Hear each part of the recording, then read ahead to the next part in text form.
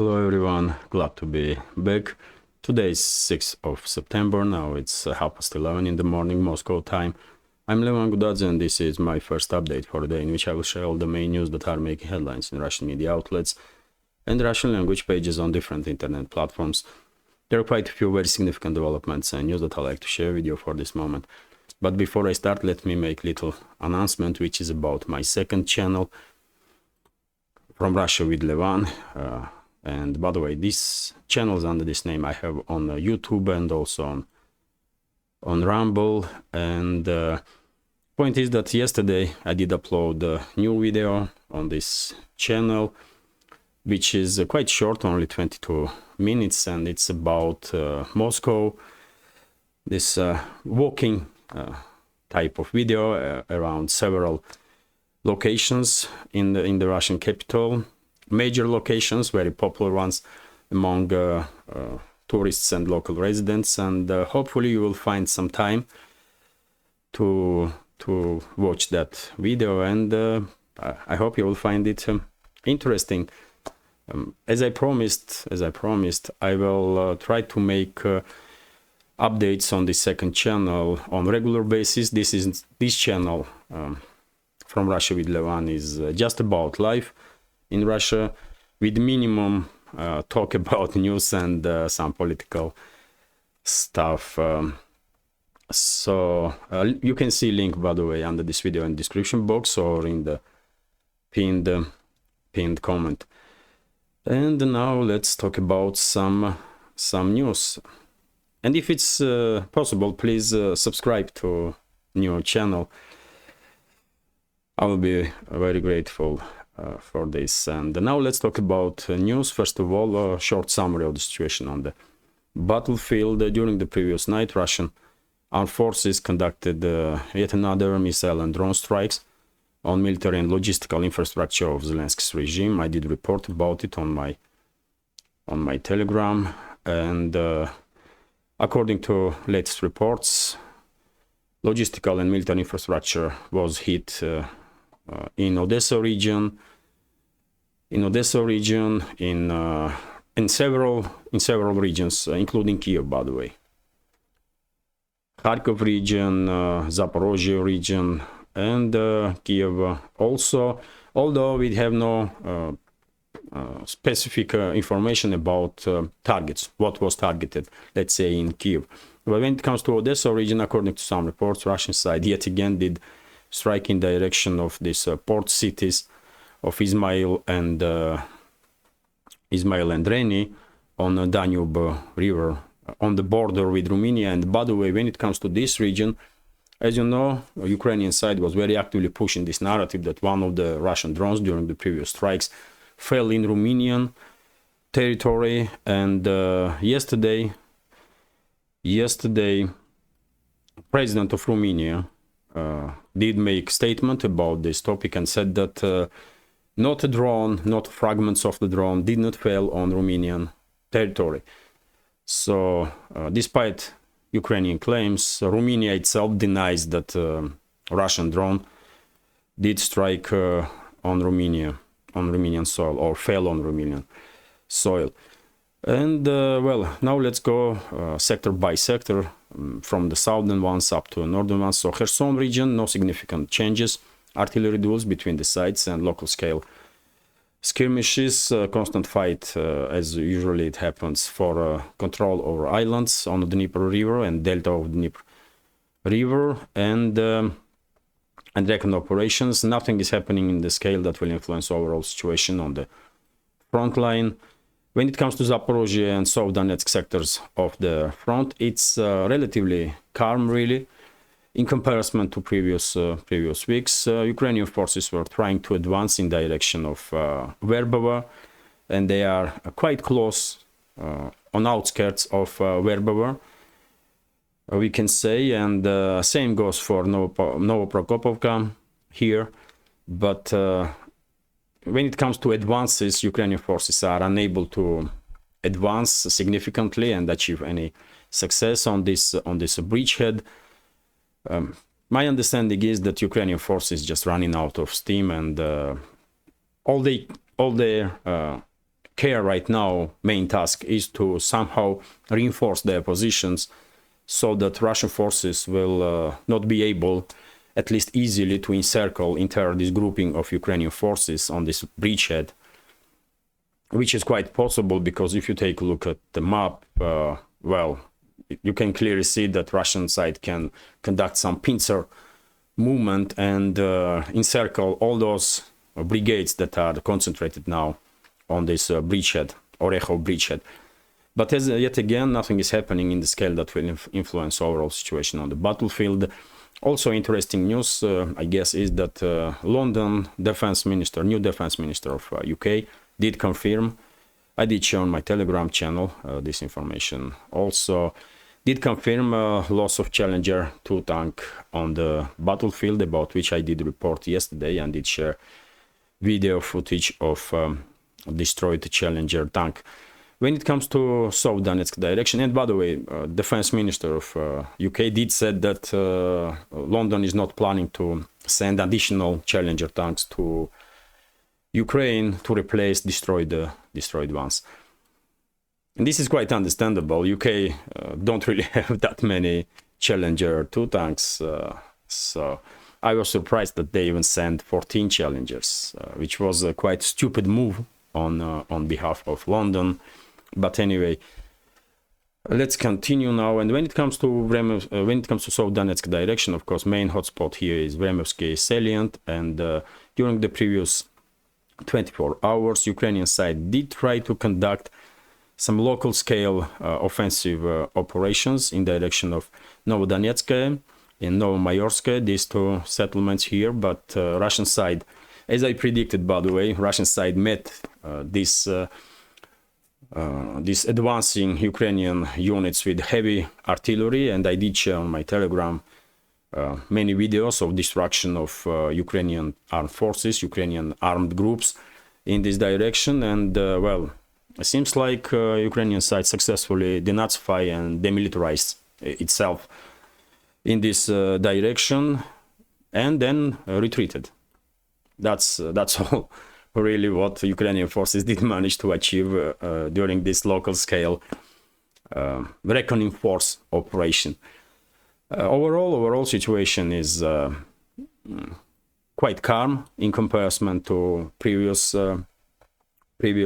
weeks, and it will stay this way, I guess, because in my understanding, in my reading of big picture, Ukrainian side just don't have enough forces, manpower and military equipment to conduct more or less significant scale offensive operation in several directions. That's why they are mainly concentrated on Orechov bridgehead, and on all the other sectors of the front. Ukrainian activities are on a low level.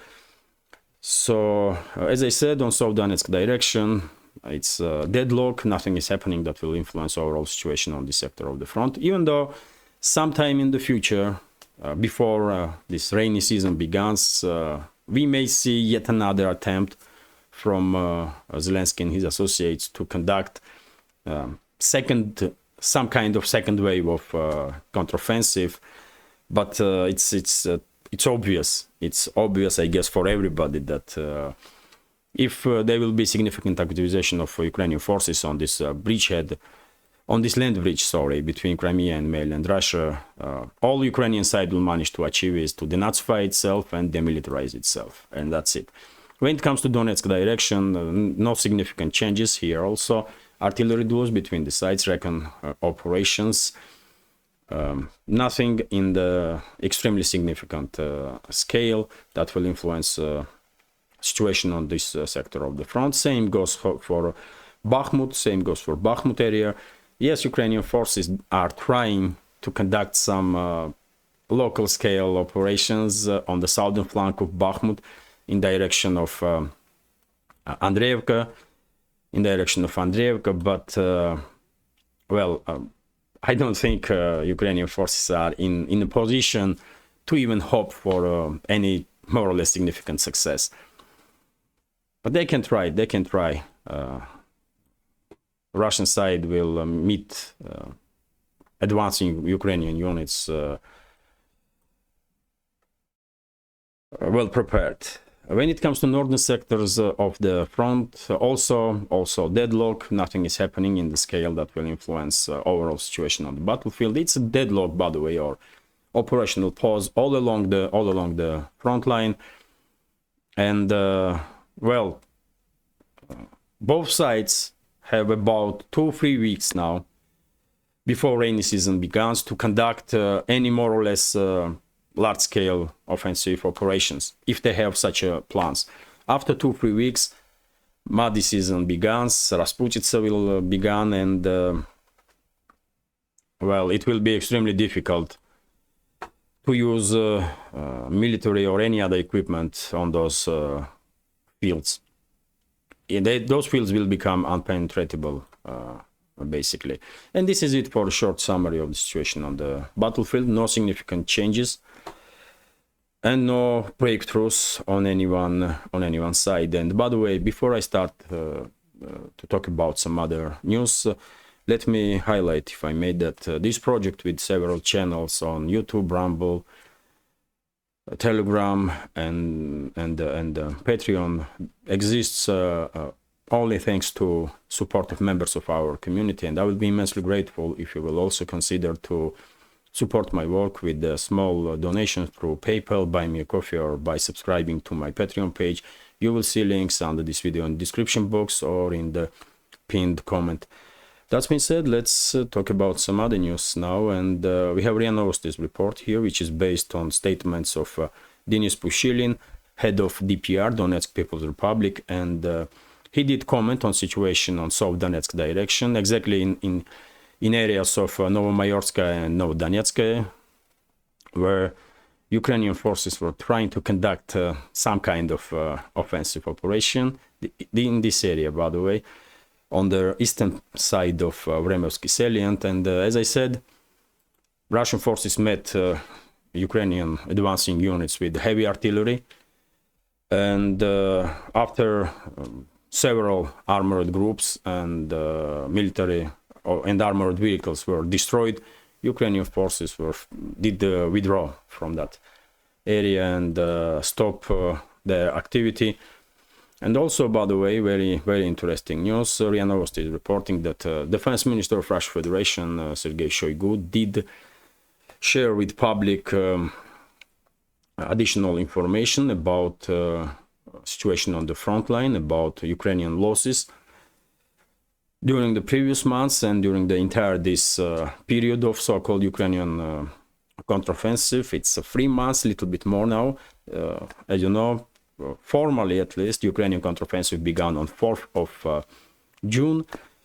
So it's more than 3 months now. And according to Shoigu, during this period, during this so-called counteroffensive, Ukrainian side lost more than 66,000 military personnel and around 7,600 different pieces of military equipment, from tanks and armored personnel carriers to artillery systems and so on.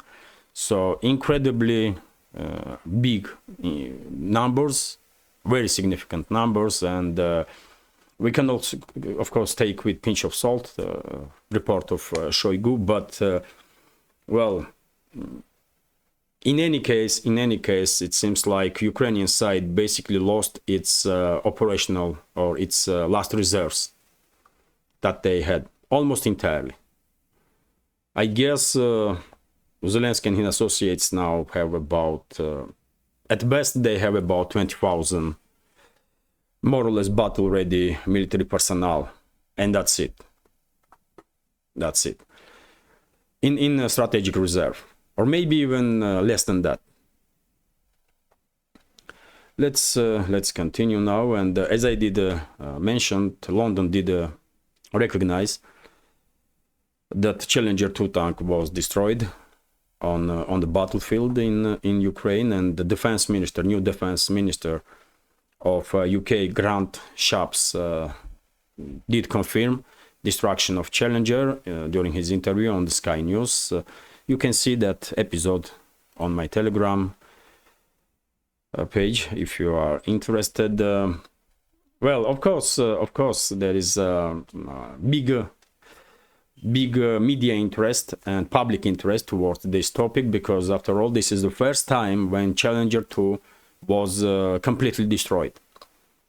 There were several Challengers were damaged in Iraq, but when it comes to total destruction, this is the first case, if I'm not mistaken, when this tank was, this MBT was destroyed. And that's why it's such a buzz, media buzz around this subject. After all, it's only a tank, by the way. Maybe one of the best tanks in the world. Definitely one of the best tanks in the world. Next to Leopard 2, next to Abrams, Russian T-90M, South Korean K2, if I'm not mistaken. Also very capable tank. But, well, these tanks never had to fight against such a capable force as a Russian military. And that's why maybe some media outlets in the West, or even some representatives of so-called elites, were thinking that Leopard 2s and Challengers are some kind of wonder weapons, when in reality, I mean, they are good tanks, but nothing that's special, really. Anyway, let's continue. And TASS news agency did report that head of State Department, U.S. State Department, Antony Blinken, arrived in Kyiv. I guess he has some bad news for Zelensky. Some new orders, and one of the orders will be, I guess, this counteroffensive to be continued. Because you know my take on this Ukrainian crisis. I believe at this stage Washington and London are very keen to neutralize entire Ukrainian armed forces, so that when Poland and some other NATO member states will try to establish control over the western regions of Ukraine, they will receive minimal resistance as possible. And to achieve this, of course, Blinken and all other high-ranking officials of the West will push Zelensky, especially from US and UK, will push Zelensky towards the end. They will not allow Kyiv to save even a single brigade. And they will demand this counteroffensive to be continued as long as possible. And by the way, TASS news agency is also reporting that Ukrainian Radar, which is parliament, name of parliament in Ukraine, released from his duties former, at this point, defense minister Reznikov. So it's official, I guess now. Reznikov is no longer defense minister of Ukraine, what is unfortunate that this war criminal and immensely corrupt individual will stay free, at least for time being, and will enjoy very rich life, because he's a multi-billionaire. They steal so much money that I don't know if Reznikov himself knows how much money he has, how many millions or billions. But anyway, let's continue. And this is also quite interesting news. A new government in Niger demanded from France graphic to be provided of withdrawal of French forces from this country. And what is interesting, by the way, new government in Niger are very keen to withdraw French forces, but they did not say even single word about US military base in this country. So that's a quite interesting development. Somehow, US or Washington did manage to conduct dialogue with the current regime in Niger. As we remember, Nuland was visiting this country just a few weeks ago, and well, probably that visit was somewhat successful, because we did not hear any word about withdrawal of US forces. But when it comes to France, relationships between the sides are definitely not on the best terms, and eventually French forces probably will be forced to withdraw. in this from this country, if of course leadership of France will not conduct a military invasion, which is possibility. And by the way, also quite interesting news, RIA Novosti is reporting that Russian side asked Armenia to explain itself because Armenia did become part of Rim Statute. Rim Statute, and Moscow not happy about it because, as you know, members of this statute are recognizing this so-called International Criminal Court in Hague, which did give order on arrest of Putin. And Moscow, of course, not really happy that a strategic ally, as Armenia is supposed to be for Russia, is joining this extremely anti-Russian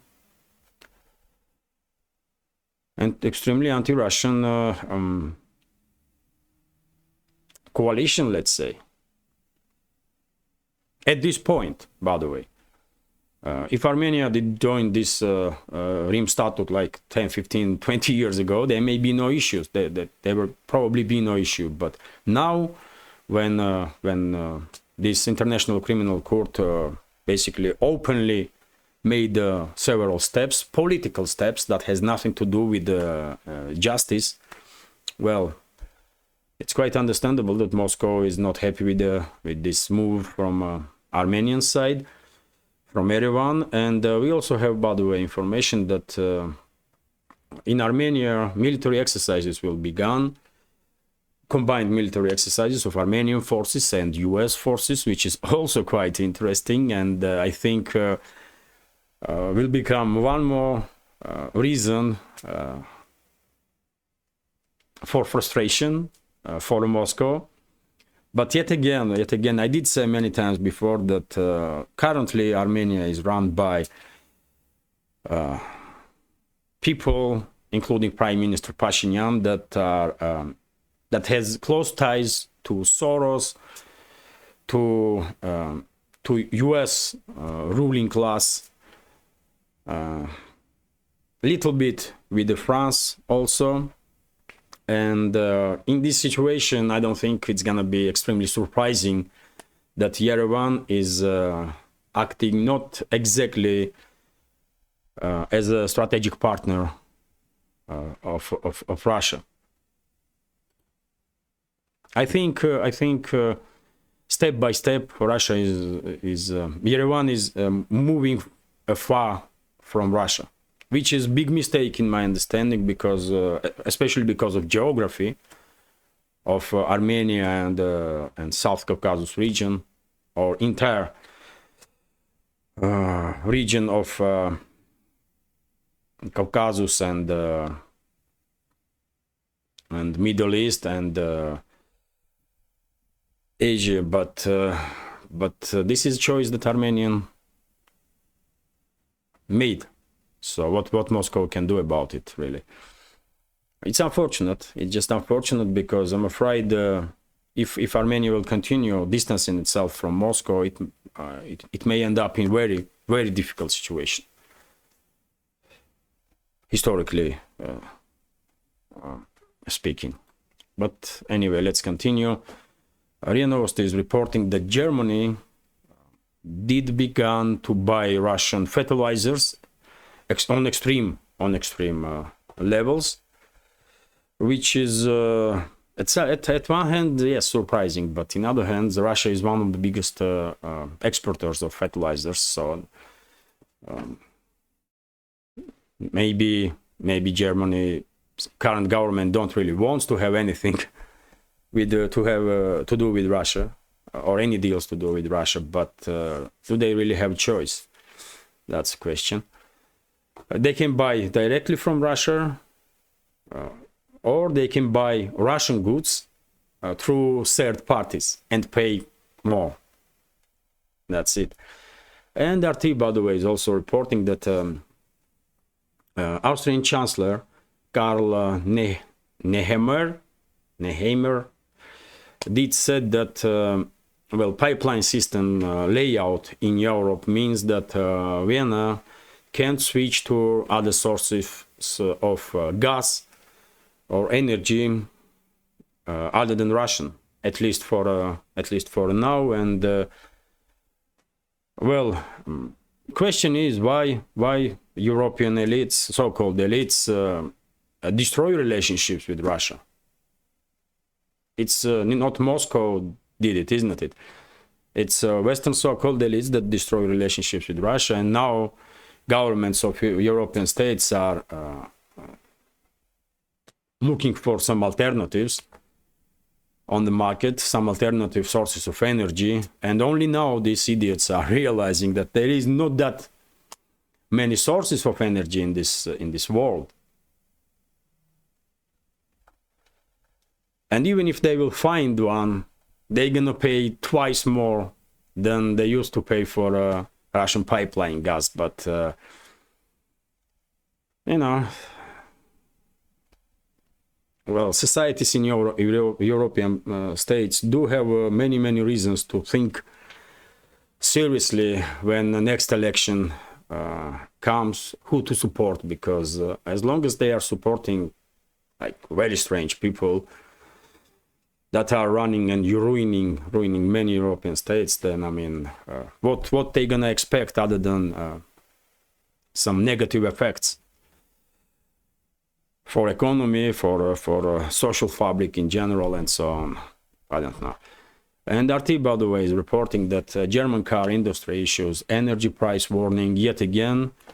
We all know that Germany was enjoying, German's economy was enjoying cheap Russian energy and using this advantage to conquer basically world markets with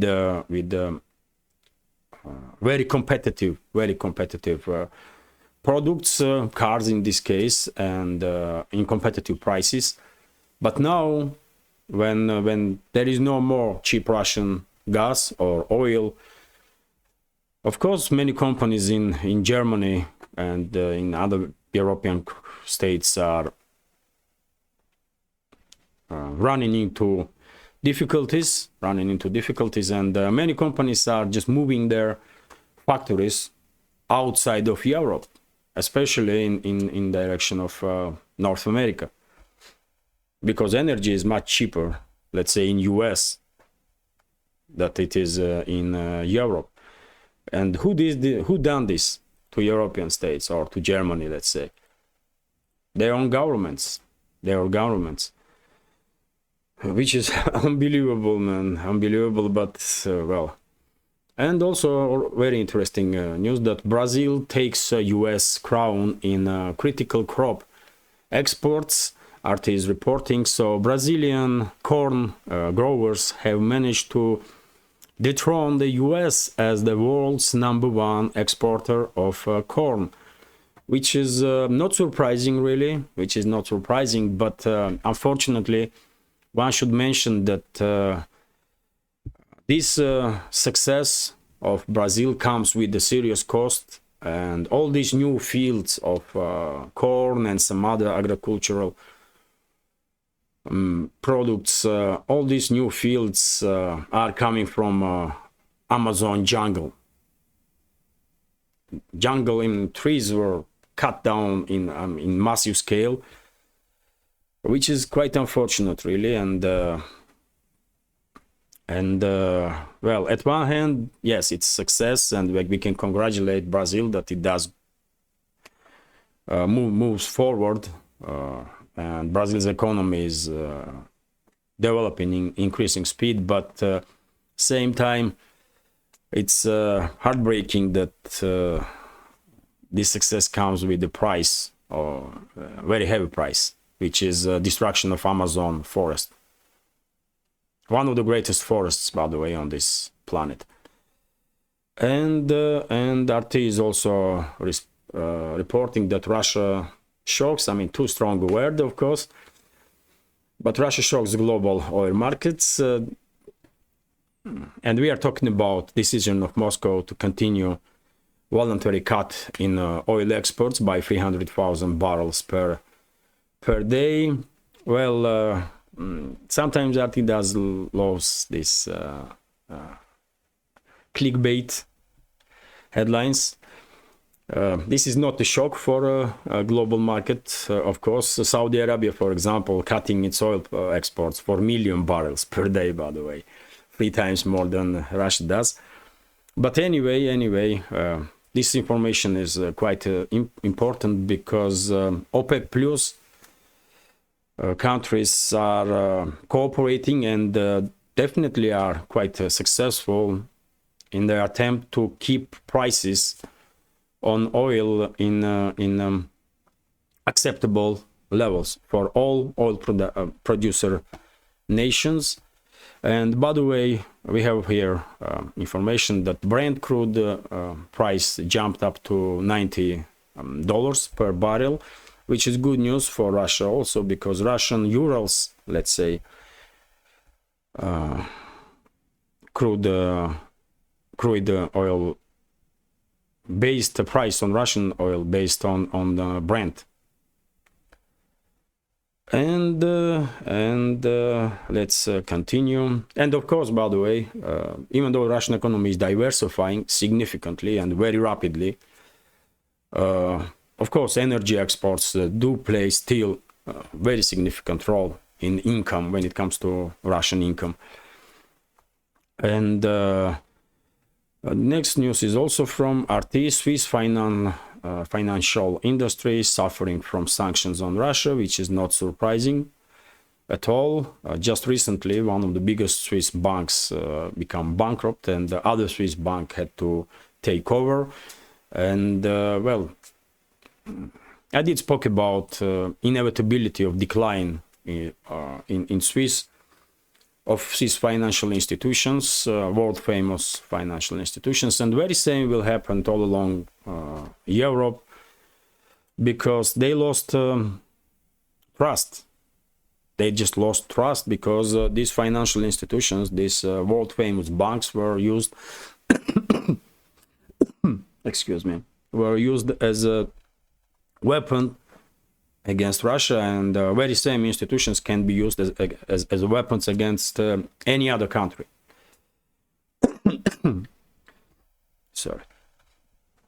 So world is seeing this development, and of course they are trying to distance themselves from these financial institutions that have no trust no more.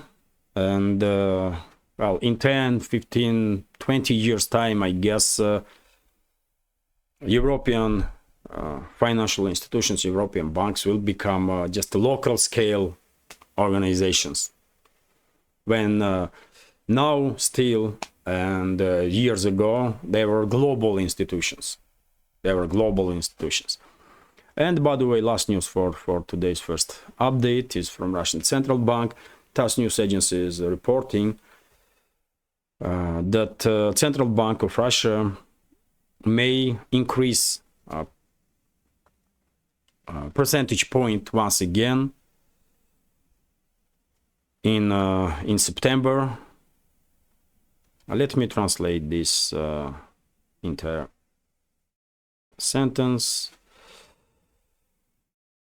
So it's gonna be quite interesting. So Bank of Russia at the upcoming meeting of the board of directors in September may raise the key rate due to increase the pro-inflationary risks. So yes, to tackle inflation at one hand, and of course to stabilize, little bit more stabilize Russian national currency, ruble. Also, so interest rates may rise again, and it may happen on 15th of September. And this is it for now. Hopefully you will find this update interesting. Quite short update, by the way. It's only 34-35 minutes. So hopefully you will find this video interesting, and if so, please click that like button and leave some commentary about any topic you like. This will help me to reach wider audience, because more likes and comments definitely do influence algorithm.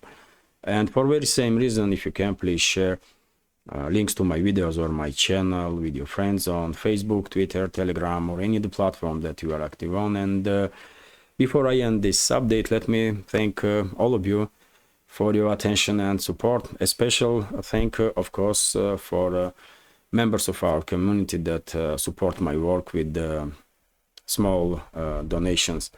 Thank you very much. I wish you a great day and take care.